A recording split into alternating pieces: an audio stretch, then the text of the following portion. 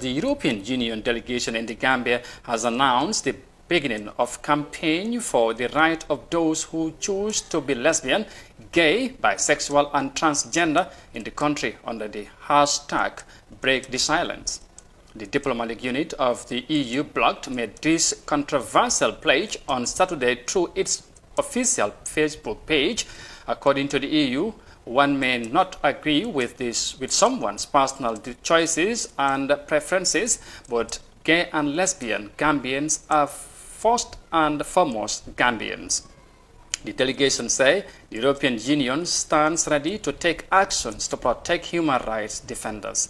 In 2019, in the Gambia, the EU had to use its human rights safeguarding mechanism to save someone whose life was threatened because of his sexual orientations. Such threats have no place in the democratic society, the EU delegation in the Gambia stated.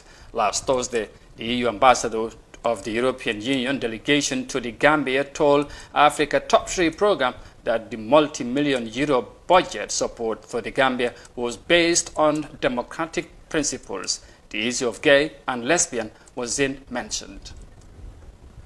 The budgetary support was agreed to be coming in a roughly annual disbursement right from the beginning. So we made an agreement with the government on that. We also agreed that preconditions are such which we jointly establish with the Gambian government, so they are achievable. They are also objectives which helps the Gambian transition to progress. The people decided, the Gambia has decided in 2016, so we will have to deliver on those promises, and this is what we have been doing. Now, for the coronavirus, COVID-19 pandemic specific arrangements, of course we were challenged by the fact that the Gambian government, as any governments in the world, they needed fiscal space. They needed sufficient financial means to organize their fight against the pandemic in country.